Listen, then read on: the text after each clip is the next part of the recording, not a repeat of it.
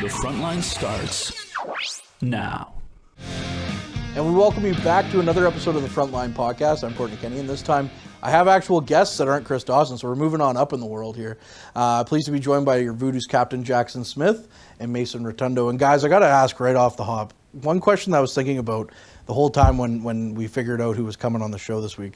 Jackson, you joined the team midway through last year. Mason, you were a 16-year-old last year. No. How does the seniority ranking work here? Is it like when he joins midway, is he still higher on the list because he's older, or is it... How does that work? Yeah, I'd say so. I think it's kind of a battle, too. Yeah. We were battling last year in playoffs, in and out of the lineup, both of us, I feel like. Yeah. But me being younger, him having more experience, I feel like that helps him a lot. I think it also helps both of us. Just, I mean, he's got the young legs, and yeah, I've been in the league a few years, so.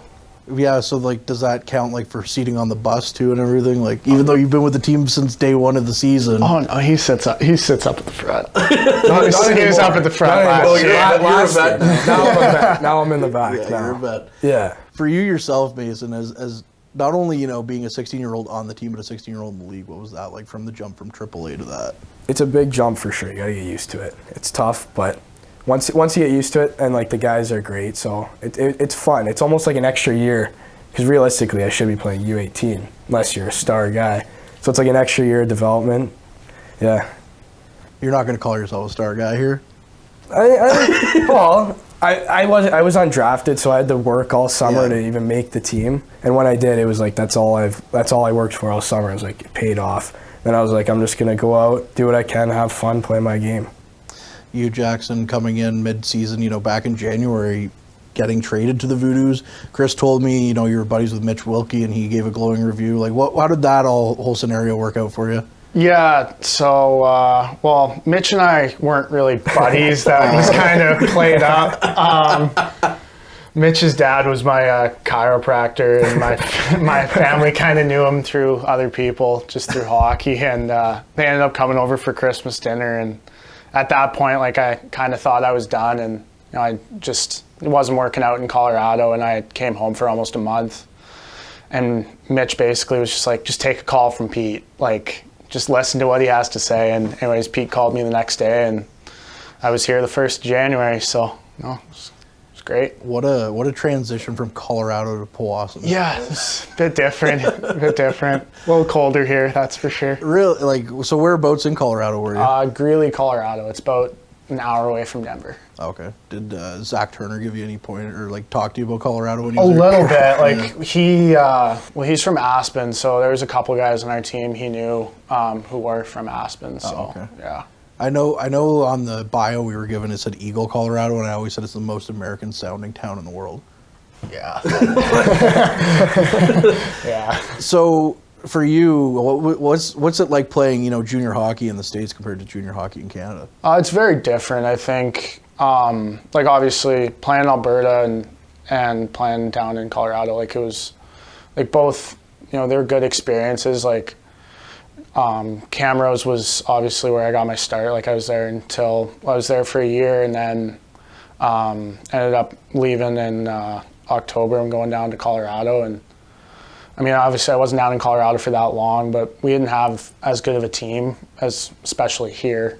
But no, I like both places, and it was definitely different hockey.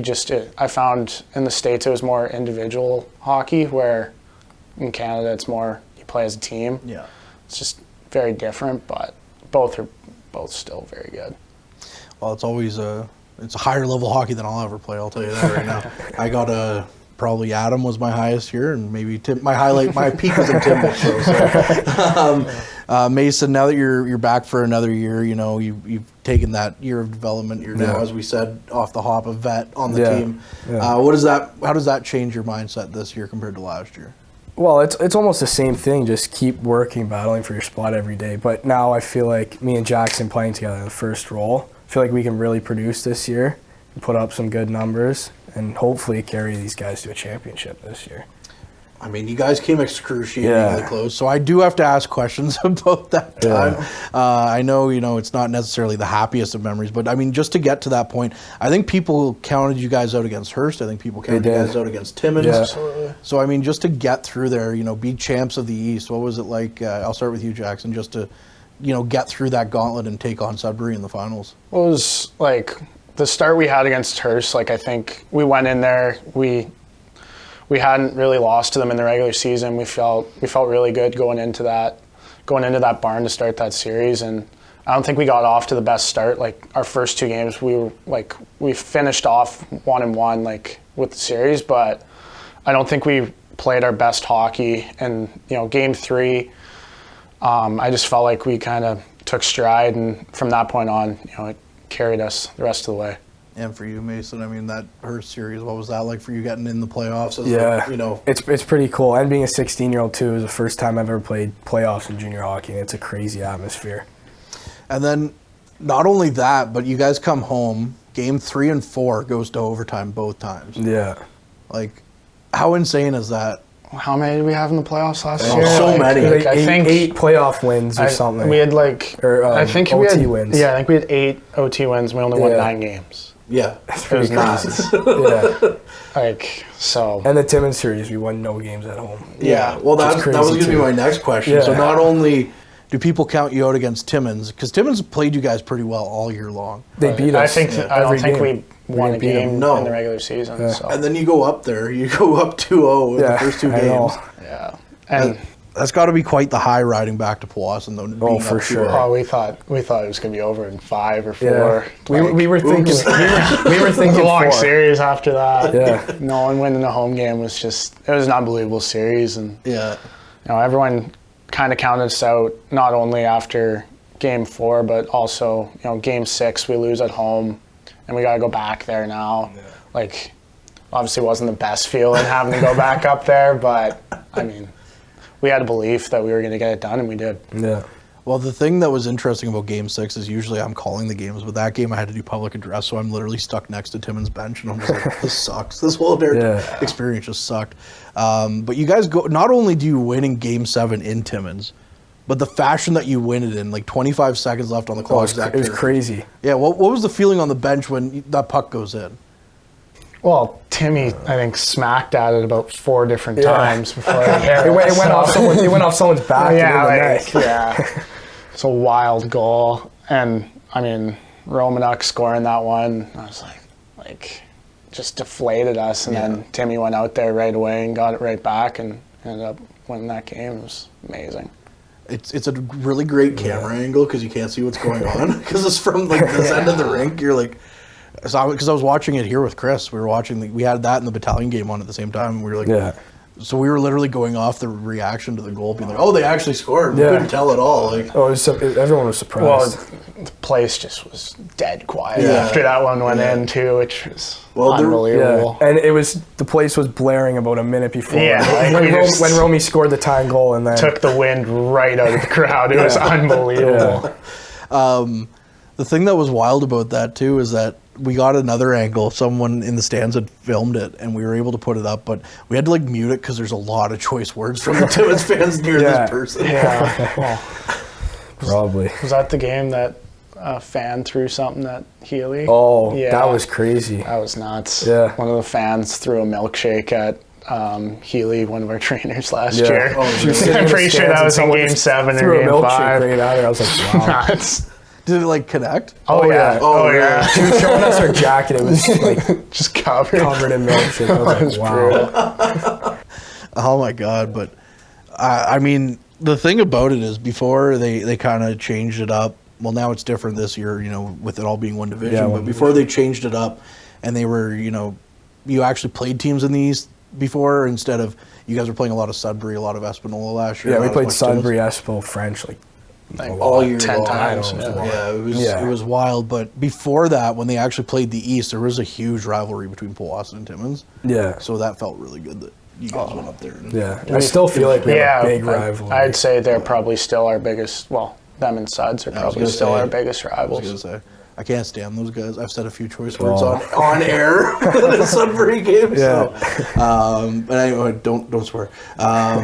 But with that series, when you guys are riding high off that Timmins series, Sudbury, has been sitting for a little while, and now you guys have a day to collect yourself. Yeah. How do you like? I've never been in that situation. How do you go from the high of you just won Game 7 to okay, now we have to face these guys? It's weird, but I'd rather it almost than sitting around for 2 weeks. Yeah. Sudbury was sitting around practicing every day, just waiting to play us, and we were kind of already in that game feel because we just played the night before. Exactly. I think we took that into Game 1 and We won. So. we won the first one. Yeah. They ended up taking the rest, but that's For you guys though to sit there before Game 1, I remember being there and I was taking some pictures just of the bench and stuff, and it just felt different because it's all the eyes are on you guys now. It's you and Sudbury, the last two teams. When you're standing on the bench before a big game like that, is it just business as usual, or is it let's go out, this is special?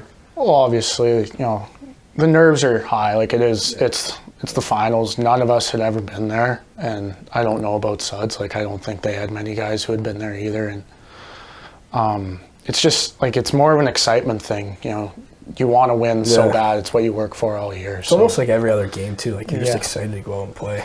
Yeah, it's playoffs. Exactly. That's fair. Yeah, that's fair. And to Sudbury's credit, they had a lot of good players. They had a really solid team. They had a very good team. So now that a lot of those guys are kind of gone, there's still some remnants. When you guys roll into Sudbury eventually, do you think it's going to be more of you're looking for revenge here now, even though there's been turnover, or is it still you're looking for revenge?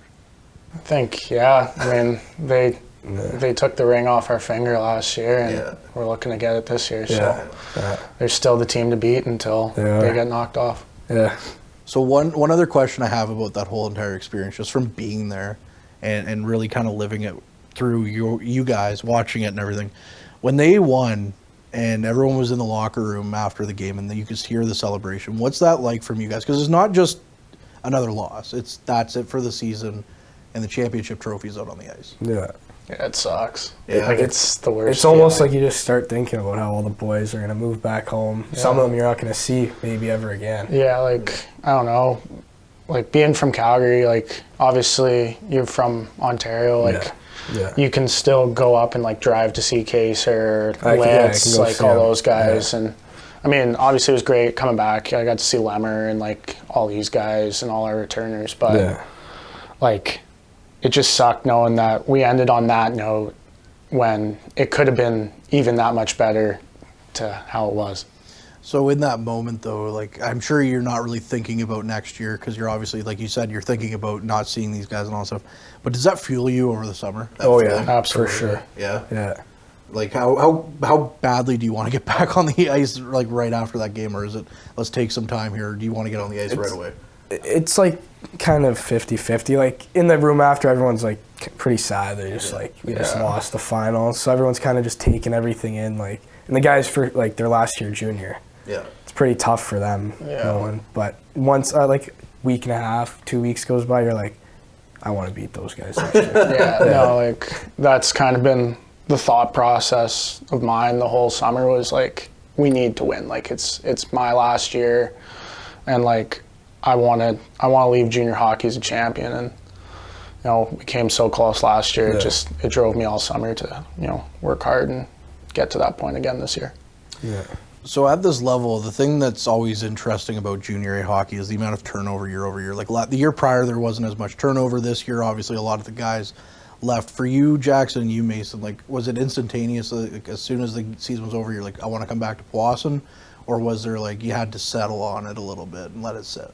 I think I told Pete on the ice I was coming back after we lost. So fair enough. It didn't take me much to say that I wanted to be back here. And yeah, same with me, honestly. I wanted to come back. Peter's an unbelievable coach. Probably one of the best you'll ever get. Yeah. So that made the decision for me to come back, Peter being the guy he is. Yeah. Yeah.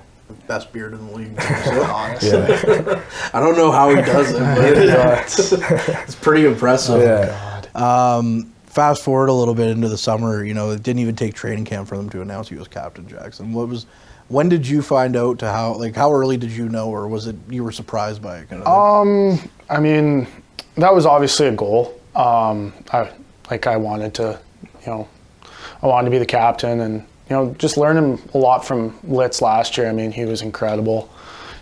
Everyone just respected him so much because of the player he was, and more importantly, like the person he was too. He was unbelievable to all the guys. Right.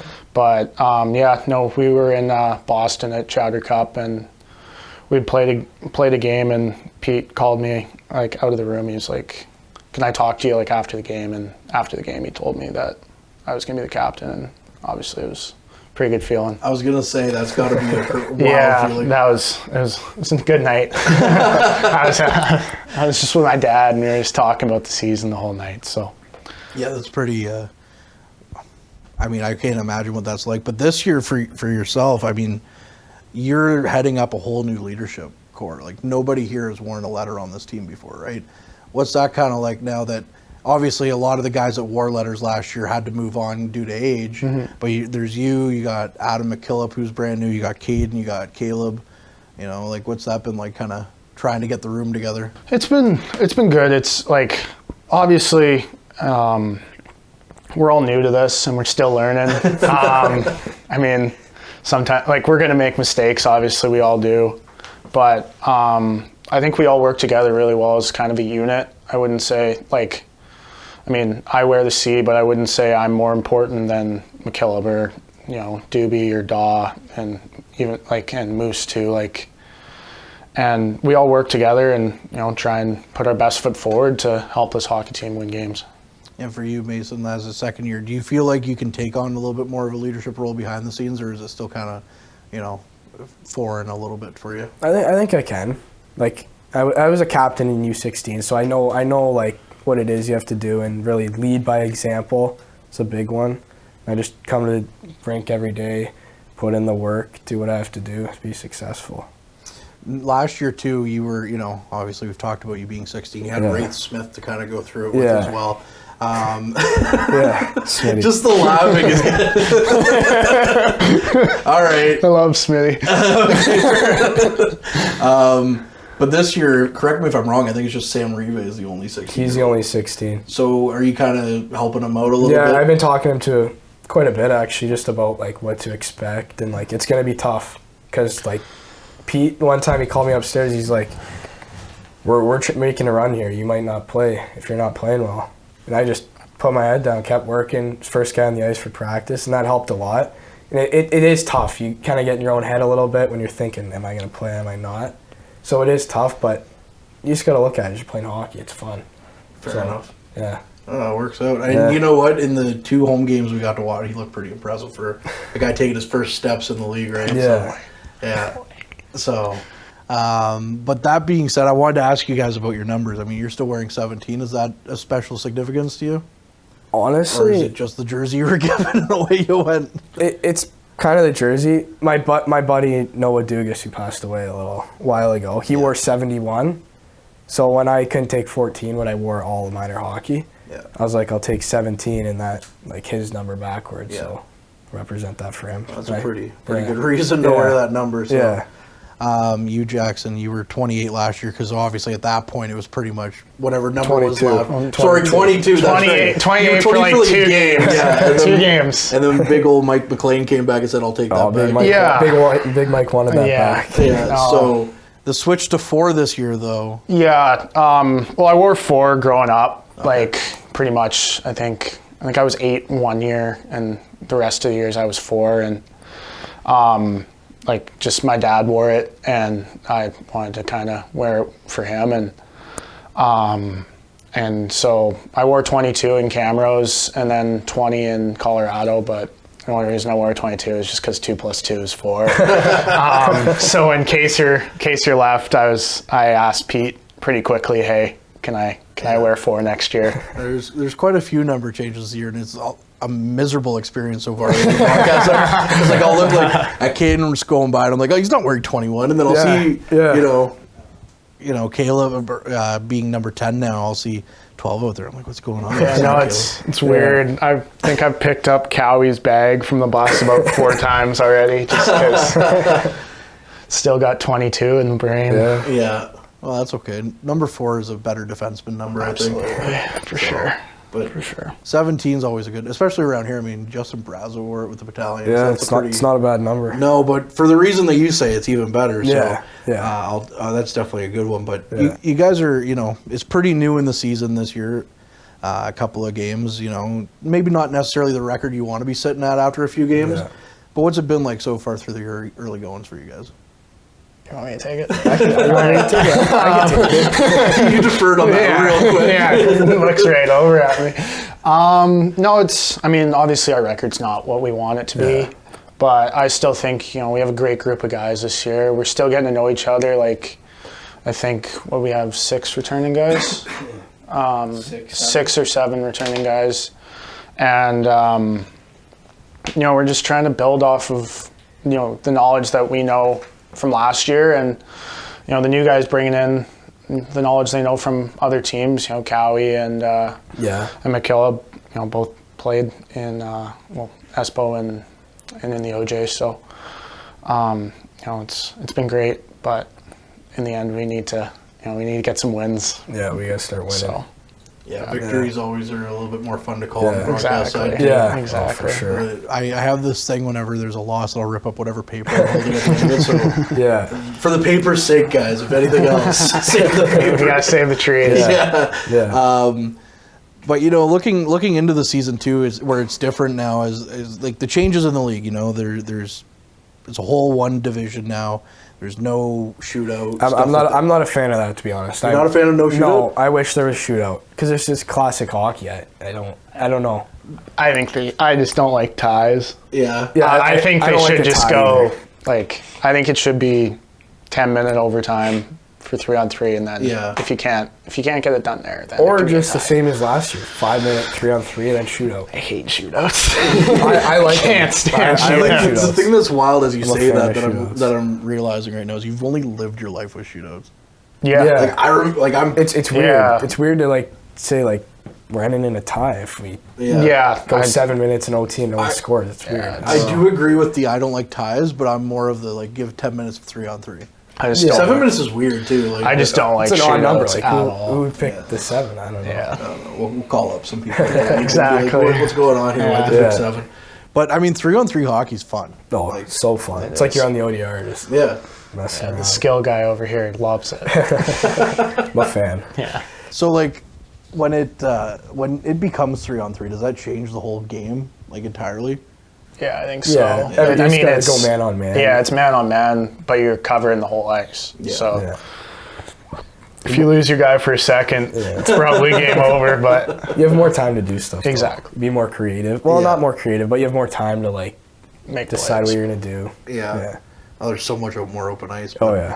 I was just thinking about that with overtime. I was like, oh yeah, you lose a guy. And I was thinking into the playoffs last year where there was a couple of times that D-Rock had to come up big with a huge save on a break Yeah. or something. But I was like, that wasn't 3-on-3. That was 5-on-5. Yeah, 5-on-5. Yeah. Yeah. Yeah. So Yeah. is there, with the different types of overtimes, being at 3-on-3 and then a shootout, or now 3-on-3 and a tie, or 5-on-5 sudden death in the playoffs, is there different feels to all of that other than the actual gameplay itself, the mental side where you're like, oh my god, 5-on-5 continuous or 3-on-3 for 7 minutes? I think the mental side, just because of in the playoffs, I think we won 2 or 3 games in double overtime too. Yeah. So we're playing a ton. It's exhausting out there after 3 periods, let alone 5. So Yeah.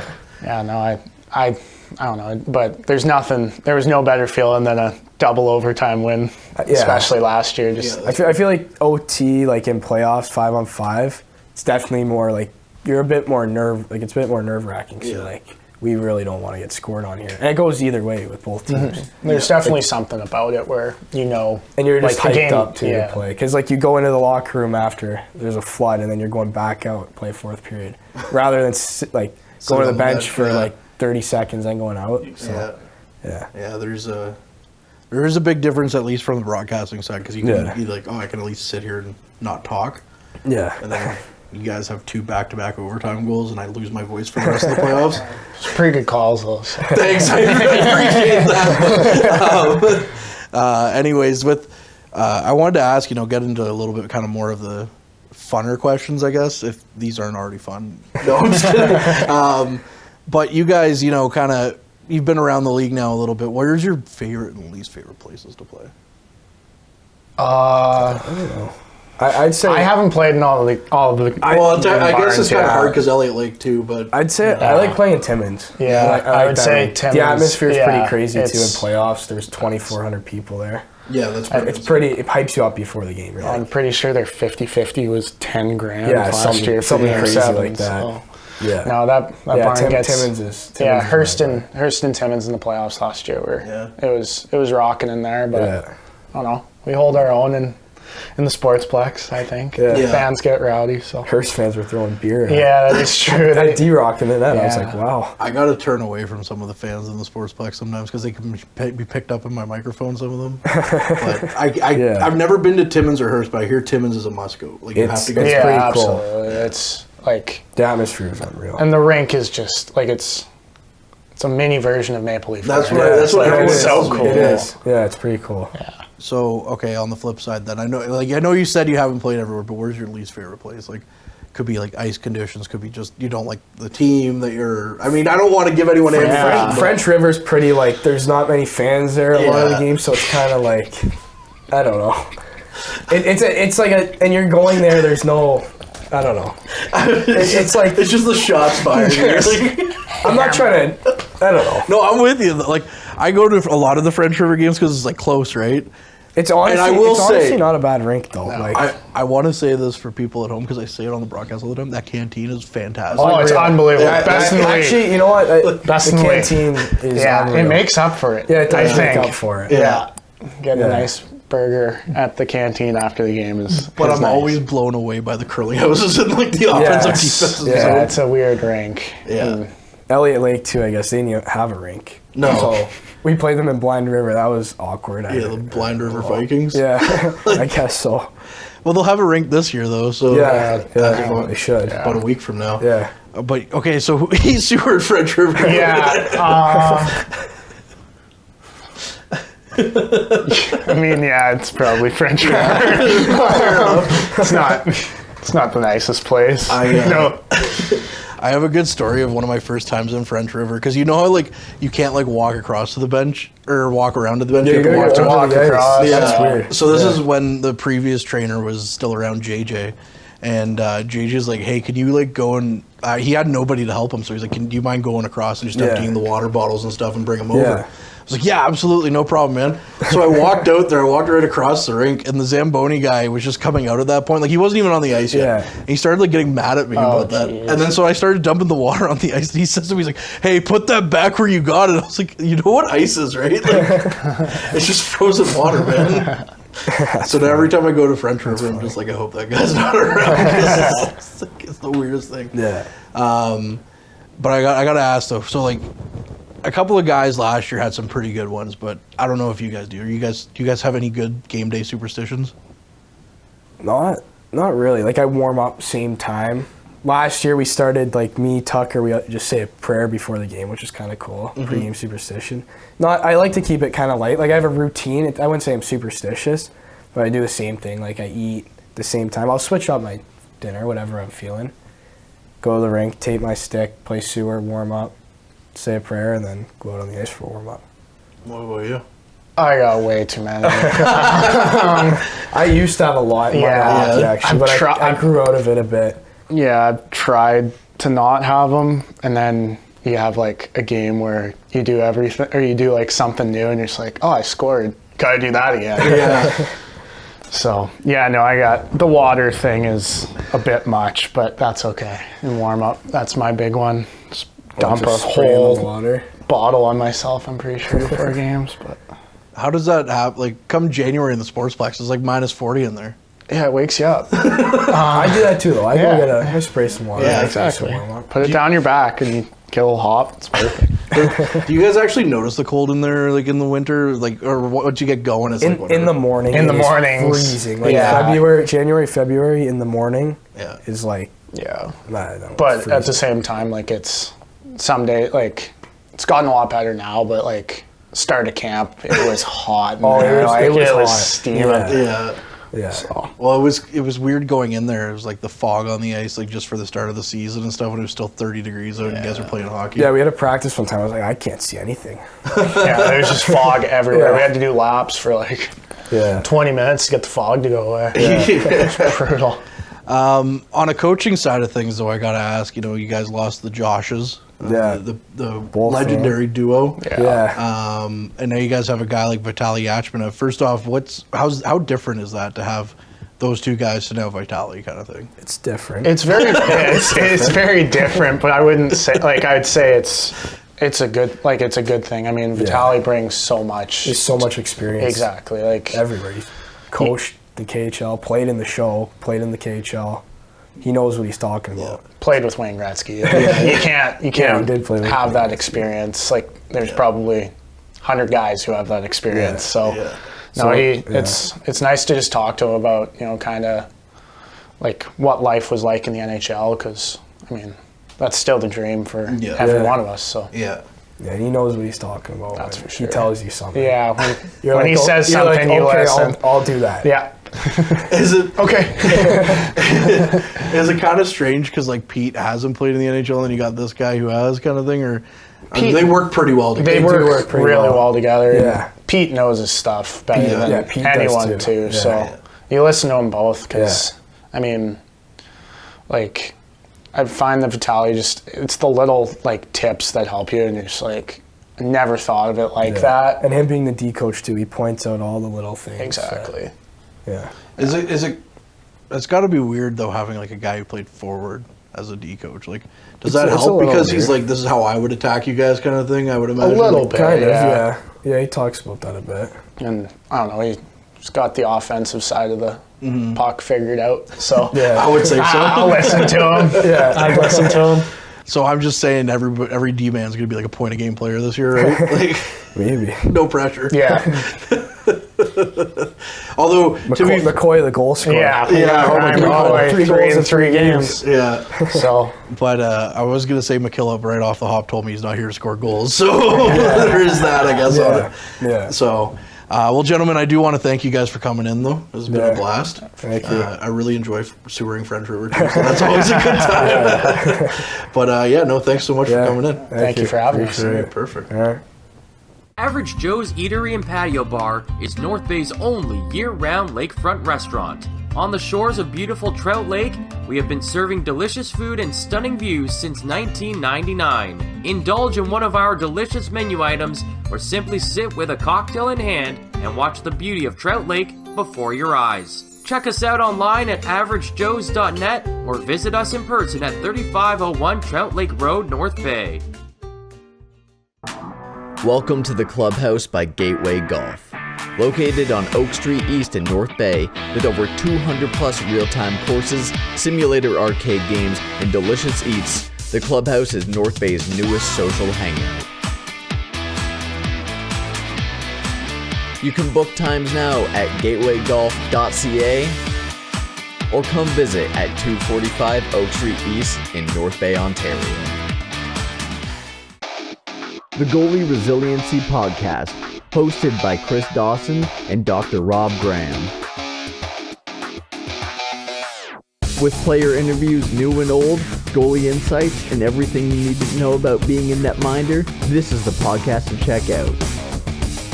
You can subscribe at youtube.com/goalie resiliency or instagram.com/goalie_resiliency.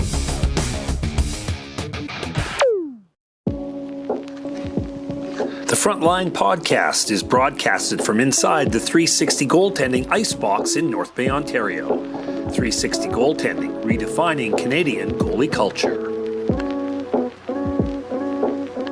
Why is Northern Honda servicing more cars of all makes and models? Let's count the ways. 1. Our state-of-the-art facility has award-winning technicians.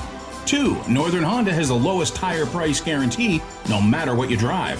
3. The lowest synthetic oil change guarantee, and every 5th oil change is free for all makes and models. Plus, new Honda buyers get brake pads for life. See the service difference at Northern Honda, 1250 Seymour beside Home Depot. Kids Sport North Bay is an organization that helps kids who otherwise couldn't get in the game with grants of up to $500. You can donate or find out more at www.kidsportcanada.ca. The Frontline, hosted by Courtney Kenny, the official podcast of the Powassan Voodoos.